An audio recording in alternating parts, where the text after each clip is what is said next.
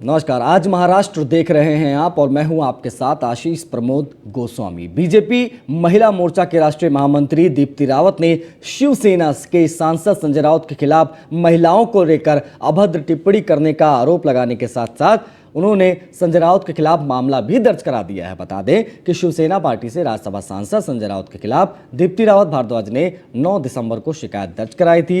रविवार को दिल्ली के मांडवाली थाने में एफआईआर दर्ज कर ली गई है। दीप्ति रावत ने आरोप लगाया है कि 9 दिसंबर को संजय राउत ने एक इंटरव्यू में बीजेपी कार्यकर्ताओं के लिए अपशब्द का इस्तेमाल किया था। अब इस मामले में एफआईआर दर्ज कर ली गई है। संजय राउत के ऊपर महिलाओं को अपमानित करने और अपशब्दों का इस्तेमाल करने पर मुकदमा दर्ज किया गया है। मुकदमा दर्ज करने का आधार यह भी माना गया है कि संजय राउत ने न केवल बीजेपी के कार्यकर्ताओं बल्कि कार्यकर्ताओं में शामिल महिलाओं के लिए भी गलत शब्दों का इस्तेमाल किया। महाराष्ट्र सरकार में कैबिनेट मंत्री नवाब मलिक ने शरद पवार के 81वें बर्थडे के मौके पर आयोजित कार्यक्रम के दौरान कहा कि 2024 में एनसीपी प्रमुख शरद पवार के नेतृत्व में केंद्र में सरकार बन सकती है। उन्होंने कहा कि अगर शिवसेना, एनसीपी और कांग्रेस जैसी पार्टियां राज्य स्तर पर सरकार बनाने के लिए एक साथ आ सकती हैं तो यह अगले लोकसभा चुनाव में भी किया जा सकता है। देश में बार बार पिछले 7 सालों से सवाल खड़ा किया जाता था कि मोदी के खिलाफ कौन, भारतीय जनता पार्टी का विकल्प क्या होगा। हमें लगता है कि 2 साल पहले जो देश के किसी भी व्यक्ति ने सोचा नहीं होगा, सपना में भी नहीं देखा होगा कि शिवसेना और कांग्रेस पार्टी एक साथ बैठेगी। अगर शिवसेना, कांग्रेस और राष्ट्रवादी कांग्रेस पार्टी की सरकार पवार साहब के नेतृत्व में अगुवाई में इस महाराष्ट्र की धरती पे बन सकती है तो देश में पर्यायी सरकार 2024 में पवार साहब की अगुवाई में बनेगी। महाराष्ट्र सरकार के मंत्री और एनसीपी नेता नवाब मलिक ने सरकारी जांच की ओर इशारा किया है। उन्होंने दावा किया है कि किसी भी वक्त उनके घर सरकारी मेहमान आने वाले हैं। एक दिन पहले ही नवाब मलिक ने एनसीबी अधिकारी समीर वानखेड़े मामले में बॉम्बे हाईकोर्ट से बिना शर्त माफी मांगी है। इसके बाद उन्हें सरकारी एजेंसियों की रेड का डर सताने लगा है। नवाब मलिक ने आज ट्वीट कर लिखा, साथियों सुना है मेरे घर आजकल में सरकारी मेहमान आने वाले हैं, हम उनका स्वागत करते हैं। डरना मतलब रोज रोज मरना, हमें डरना नहीं लड़ना है। गांधी लड़े थे गोरों से, हम लड़ेंगे चोरों से।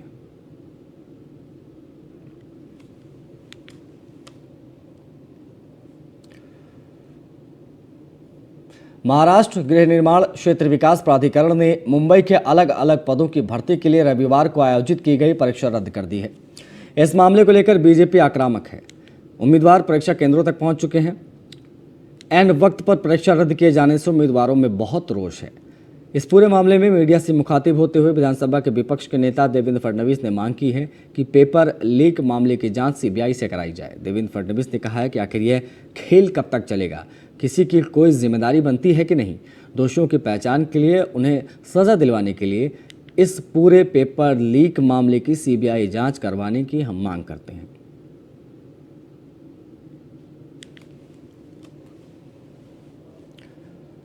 पेपर लीक मामले में अभाविप कार्यकर्ताओं ने आज कैबिनेट मंत्री जितेंद्र आवाड़ के घर के बाहर विरोध प्रदर्शन किया। वहीं प्रदर्शन कर रहे लोगों को पुलिस ने हिरासत में ले लिया। स्वास्थ्य विभाग भर्ती परीक्षा के पेपर लीक का मामला ताज़ा तो नहीं ही था। पुणे पुलिस की साइबर अपराध शाखा ने रविवार को महाराष्ट्र आवास एवं क्षेत्रीय विकास प्राधिकरण में परीक्षा में अनियमितताओं का खुलासा किया। मामले में ठेकेदार, कंपनी के निदेशक समेत 6 लोगों को गिरफ्तार किया गया है। इनके चलते सभी परीक्षाएं रद्द कर दी गई।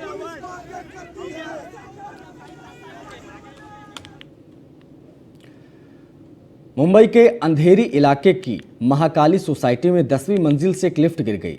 जानकारी के मुताबिक केबल टूटने से यह दुर्घटना घटी। हादसे के वक्त लिफ्ट में 4 लोग मौजूद थे, जिसमें से 3 बच्चे भी शामिल थे। ऊंचाई से गिरने के कारण सभी की हालत गंभीर बनी हुई है।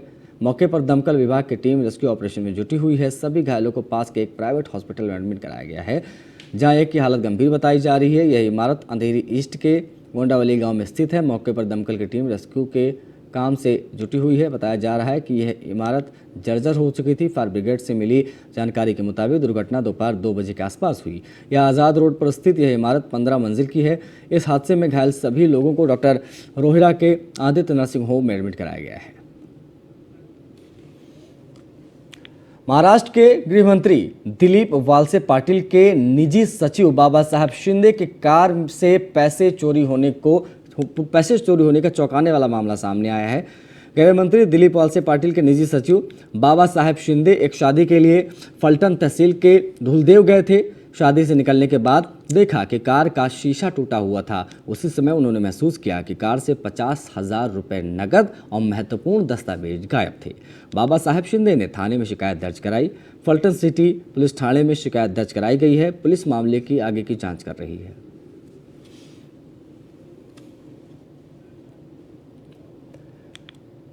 मुंबई में कोरोना के नए वेरिएंट ओमिक्रॉन का खतरा तेजी से बढ़ रहा है। ऐसे में इसको फैलने से रोकने के लिए शहर में पाबंदियां भी लगनी शुरू हो गई हैं। इन सब के बावजूद मुंबई के एक होटल में एक लाइव कॉन्सर्ट आयोजित किया गया था। इस कॉन्सर्ट में कोरोना गाइडलाइंस के नियमों की जमकर धज्जियां उड़ाई गई। दरअसल मुंबई के ग्रैंड हयात होटल में रैपर एपी ढिल्लों का म्यूजिक कॉन्सर्ट आयोजन किया गया था, जहां इस आयोजन में कोरोना के नियमों को ताक पर रखकर धज्जियां उड़ाई गई। बताया जा रहा है कि कॉन्सर्ट में किसी के चेहरे पर मास्क नहीं था। इतना ही नहीं, इस इवेंट में सोशल डिस्टेंसिंग के नाम पर कुछ भी नजर नहीं आया। फिलहाल मामला सामने आने के बाद से ही अब वकोला थाने में पुलिस ने आयोजकों के खिलाफ मामला दर्ज किया है। वहीं इस म्यूजिक कंसर्ट में आई फिल्मी सितारे भी शामिल हुए थे।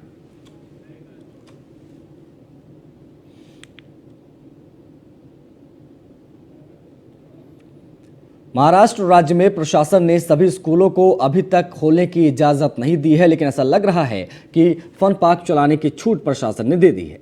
जी हां, ऐसा ही कुछ नज़ारा औरंगाबाद जिले के दौलताबाद परिसर में दिखाई दिया। महाराष्ट्र में ओमिक्रॉन संक्रमित पेशेंट सबसे ज़्यादा हैं और राज्य सरकार द्वारा नए नियम भी लागू किए गए हैं। इन नियमों के कारण जहां एक ओर औरंगाबाद में स्कूल बंद हैं, वहीं दूसरी ओर फन पार्क लगाए गए हैं। यहाँ औरंगाबाद के साथ दूसरे शहरों के हज़ारों लोग फन पार्क लुत्फ उठाते आ जाते हैं, जिसमें बुजुर्ग से लेकर छोटे बच्चे तक शामिल रहते हैं। इस आनंद नगरी के बाहर आप आके देख सकते हैं कि दिखाने के लिए नियम है। नियम के नाम भी यहाँ पे नोटिस बोर्ड भी लगाया गया है, लेकिन इसका कोई पालन यहाँ पे नहीं हो रहा है। हम अगर इस आनंद नगरी के अंदर जाते हैं तो पूरे के पूरे लोग जो व्यापारी व्यापार कर रहे हैं, जो आनंद नगरी के लोग हैं, वो खुद सोशल डिस्टेंस की धज्जा उड़ाते हुए बिना मास्क नज़र आ रहे हैं।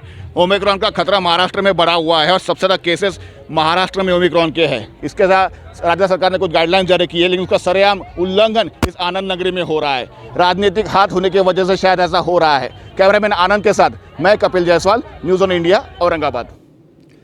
नांदेड़ जिले के शहरी इलाके में 1 से 7वीं और ग्रामीण इलाकों के 1 से 4थी कक्षा के स्कूल आज से कोरोना नियमों का पालन करते हुए शुरू किए गए।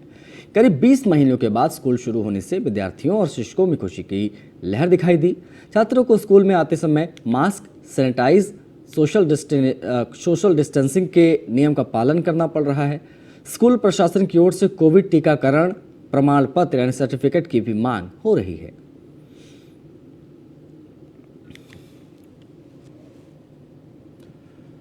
धुले 40 गांव मेमू ट्रेन जो खानादेश के निवासियों के लिए एक पुनर्द्वार है, यात्री सेवा के लिए अत्याधुनिक सुविधाओं के साथ साथ एक रूप में शुरू की गई।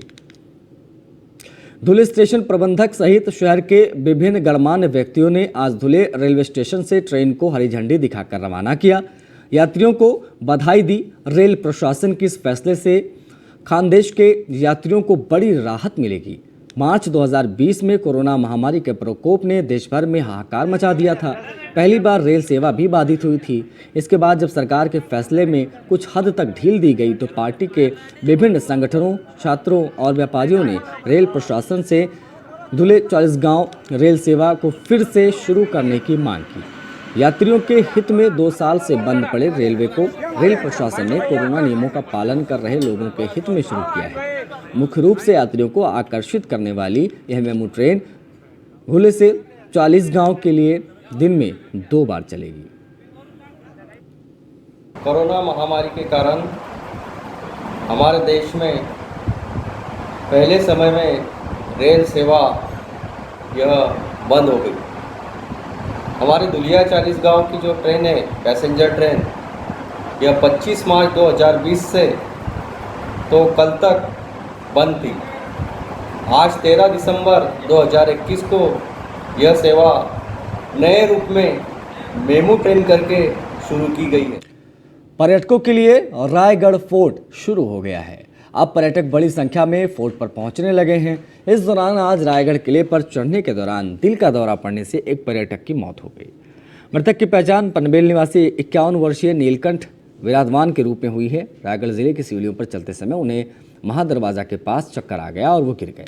इसके बाद व्यक्ति को महाड़ ग्रामीण अस्पताल में भर्ती कराया गया है, जहां डॉक्टरों ने उसे मृत घोषित कर दिया। उनके सहयोगी शशि भूषण शुक्ला ने इस संबंध में महाड़ तहसील पुलिस स्टेशन में मौत का मामला दर्ज कराया है और अनुमान लगाया जा रहा है कि नीलकंठ की मौत दिल का दौरा पड़ने से ही हुई है। रायगढ़ के पेड़ शहर में एक ही रात में 9 दुकानों में लूटपाट की घटना सामने आई है। इस घटना में लोगों और व्यापारियों में हाहाकार मच गया, हड़कंप मच गया। यह घटना रायगढ़ जिले के पेड़ शहर में सुबह 3 बजे की है, जब पेन सिटी से एक बाइक पर सवार चोरों ने सड़क किनारे 9 दुकानों के शटर तोड़ दिए। जैसे ही पेन थाने की पुलिस को चोरी की जानकारी मिली, उन्होंने तुरंत जांच पड़ताल तफ्तीश शुरू की। नवी मुंबई में ऑटो रिक्शा को बचाने के चक्कर में फॉर्च्यूनर कार डिवाइडर से टकरा गई। कार इतनी रफ्तार में थी कि हादसे के समय कार 3 से 4 बार पलटी। ये पूरा हादसा सीसीटीवी में कैद हो गया। इस हादसे में एक की मौत हो गई। बेलापुर से स्यूट्स की ओर जा रही एक रिक्शा नवी मुंबई में सिग्नल तोड़कर आगे जा रही थी। इस दौरान फॉर्च्यूनर कार से बेलापुर की तरफ तेज रफ्तार से जा रही थी। इस रिक्शा को बचाने के प्रयास में ही फॉर्च्यूनर कार डिवाइडर से टकराई। इस हादसे में एक की मौत हो गई है और 4 लोग गंभीर रूप से घायल हैं।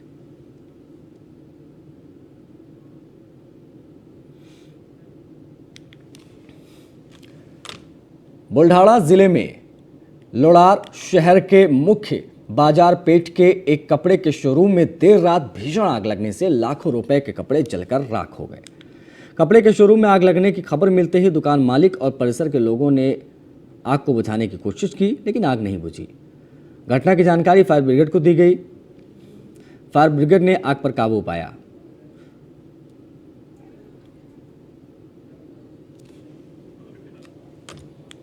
बॉम्बे हाईकोर्ट ने आज अभिनेत्री कंगना रनौत को 22 दिसंबर को मुंबई पुलिस के सामने पेश होने का आदेश दिया है।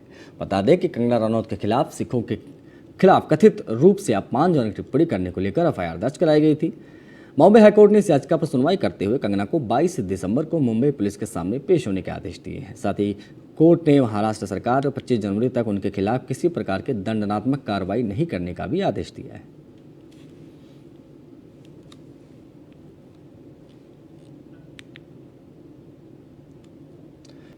लातूर जिले की बात करते हैं तो यहाँ पर अब तक विभिन्न देशों से 94 से अधिक नागरिक आ चुके हैं। स्वास्थ्य विभाग की ओर से आरटी-पीसीआर कोरोना की जांच की जा रही है। लातूर के जिला स्वास्थ्य अधिकारी डॉक्टर हनुमंत वडगावे ने बताया कि इनमें से दुबई से आया है एक शख्स जो ओमिक्रॉन से संक्रमित है। उसका लातूर के Puranmal Lohti Covid care centre में इलाज चल रहा है। डॉक्टर वडगावे ने बताया कि मरीज स्वस्थ है। लोगों ने जल्द से जल्द टीकाकरण करवाने की अपील की गई है।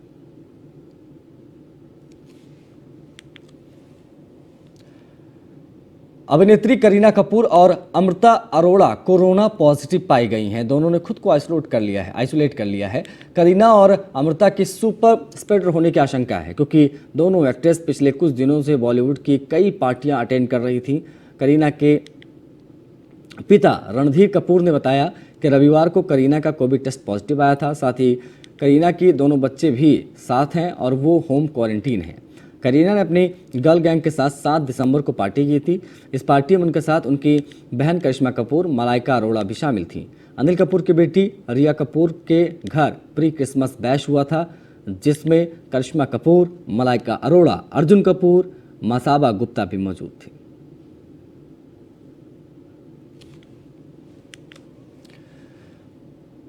चंडीगढ़ करे आशिकी फिल्म ने पहले वीकेंड पर 14 करोड़ 53 लाख रुपए का कलेक्शन किया है। फिल्म में अभिनेता आयुष्मान खुराना और अभिनेत्री वाणी कपूर हैं। अभिषेक कपूर के निर्देशन में बनी चंडीगढ़ करे आशिकी फिल्म पिछले हफ्ते ही सिनेमाघरों में रिलीज हुई। फिल्म में आयुष्मान चंडीगढ़ के एक बॉडी बिल्डर की भूमिका में है, जबकि वाणी कपूर एक ट्रांस वुमन की भूमिका में है। यह फिल्म पर्दे पर अच्छा कलेक्शन कर रही है।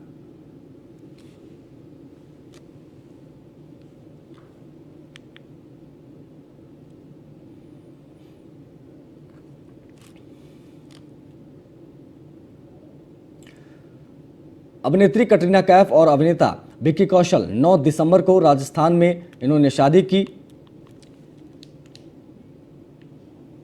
अपनी बहनों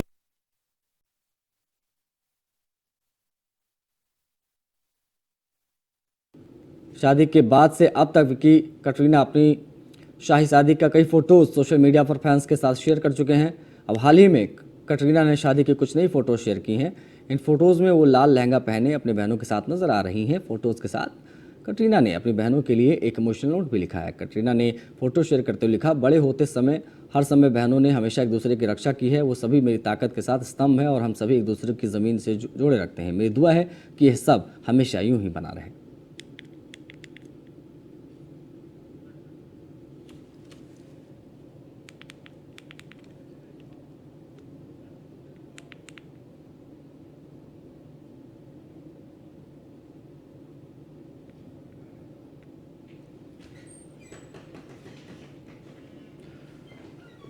वैसे तो मुंबई का गोंडी इलाका हमेशा अपराध, नशे और चोरी जैसे आपराधिक मामलों के लिए प्रसिद्ध है, लेकिन उससे गोंडी से एक बच्ची रैपिंग की दुनिया में उभरती हुई सूरज की तरह निकल रही है। इन दिनों गली गर्ल सानिया मिस्त्री का रैपिंग किया हुआ गाना सोशल मीडिया पर खूब धूम मचा रहा है। सपनों का शहर मुंबई में सपना देखती गोंडी की एक प्यारी सी बच्ची। चाहे क्यों शर्मिंदा ये दिखाते डायमंड चेन पर डालते हैं फंदा, हजेब में आइटम बम और दोस्ती की धारी। हर कोई शिकारी यहाँ चेहरे पे चेहरे, हकीकत पे भारी। हर ऐप ये मेरा अभी सच्चाई पे जारी। हाँ मैं सच्ची बता रही, है जिंदगी बेकार जो, हर लम्हा अत्याचार जो, ये चढ़ रहा बुखार जो, बुराई का उतार दो, कांटों को अब निकाल दो जो रखे रास्तों में। हर टूटे वास्तों में जिंदगी की अब तलाश है, आंखें रो रही है जिसमें जिंदा लाश है। खुश हो के जी रहे हो कि जिंदगी उदास है, सच्चाई आए सामने तो झूठ का पर्दाफाश है। अधूरी सी बातें, अधूरे से ख्वाब, सोच अपने बारे में। मेरा नाम सानिया मिस्त्री कयूमुद्दीन है। मैं 3 साल से रैप कर रही हूँ। रैप जो आप कर रहे हैं कब से कर रहे हैं और इसको आपने इंस्पायर्ड होकर आप सीख रहे कर रहे हैं? रैप मैं 3 साल से रैप कर रही हूँ और ये किसी आर्टिस्ट के लिरिक्स की वजह से, मतलब मुझे मेरे फ्रेंड्स ने कुछ लिरिक्स दिखाई थी तो वो मैंने पढ़ा और मैंने रैप करना स्टार्ट कर दिया वहाँ से। मेरा अब बात करेंगे शेयर बाजार की। तो शेयर बाजार ने बढ़त के साथ कारोबार की शुरुआत की। बीएसई का 30 शेयरों वाला सेंसेक्स 317.05 अंक या 0.54% की तेजी के साथ खुला। सेंसेक्स और निफ्टी दोनों में गिरावट का जो सिलसिला शुरू हुआ वो कारोबार के अंत तक जारी रहा। अंत में बॉम्बे स्टॉक एक्सचेंज का सेंसेक्स 503.25 अंक की गिरावट के साथ बंद हुआ। इसी तरह एनएसई का निफ्टी भी 143.05 अंक पर बंद हुआ। शेयर बाजार में गिरावट आई और बीएसई का सेंसेक्स 871 अंक तक टूटकर 58,319 के स्तर पर आकर बंद हुआ। इसके साथ ही एनएसई का निफ्टी भी शुरुआती तेजी से फिसलकर लाल निशान पर कारोबार कर रहा था।